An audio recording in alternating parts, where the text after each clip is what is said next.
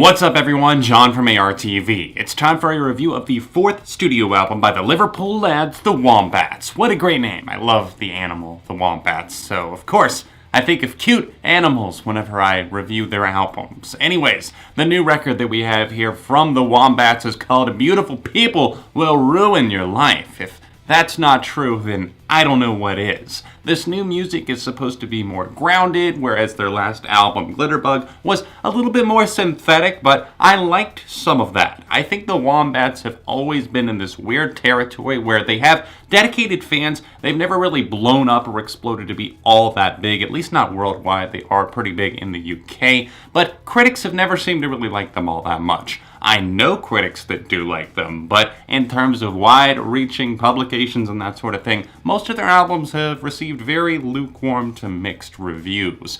Now, this new album I wouldn't say is going to change anything for the critics, but I think the fans are definitely going to be into this one. It has sounds reminiscent of that of classic rock, and of newer stylings of alternative music as well, mixed with indie and, like I said, stuff that's a little bit more grounded, a little bit more rooted in instrumentation rather than synths and synth pop. The Wombats typically have not been one of those bands where I'm just scrambling and racing to hear their new material. I did hear Lemon to a Knife Fight after it came out, but it wasn't a right away top priority type thing, and honestly the single did let me down a bit once I did hear it. It's one of those songs that is just fine, but at the same time I feel like it's trying to be kind of cutesy with the way that it puts the lyrics out there, and as a result I find myself feeling a little bit meh about the song. And that could be said for other tracks on the album, but things do get better, and I was pleased with a good handful of songs here.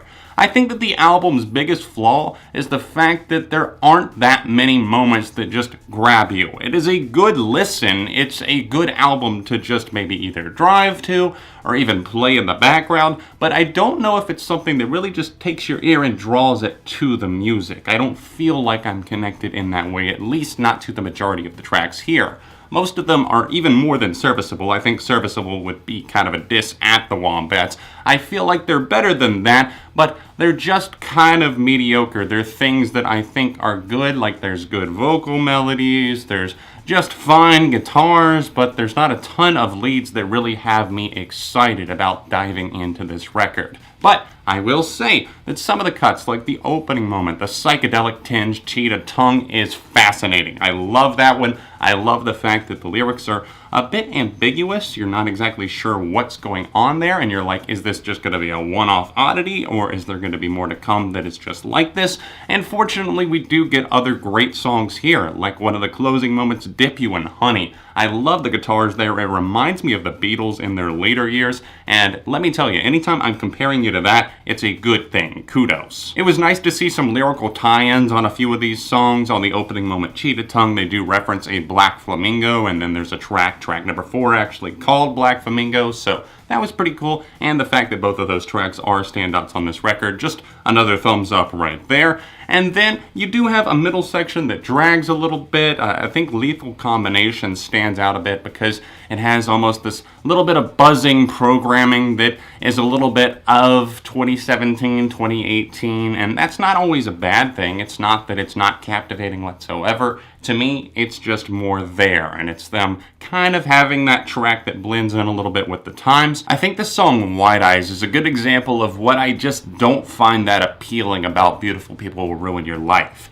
This song has kind of a bumbling bass line, a nice guitar, but still just kind of mellow, just kind of existing, not really pushing any buttons one way or the other. And I look to this track, Wide Eyes, as not being awful by any means. I'm not necessarily looking down on one particular track, but this just happens to come right in the middle of the album, and it's the one that made something go off in my mind and say, This is what is not working about the album for me. Although I'm not crazy about the song in general, I do relate to some of the lyrics on Out of My Head. I Only Wear Black is a really solid and sweet little tune that goes down super smooth. It reminds me, not in tone necessarily, but just in the amount of effort and style put into the track of Pink Lemonade off of their last album. I just like the way that it flows and is very, very breezy. Both of those tracks, great ones from the Wombats, that if you're not into this band, then that could be a good starting point for you, especially if you're into some nice, kind of laid back, nice acoustic driven, but still mixed with other guitars, bass, and drum work. That could be a good starting point for you to get into this band.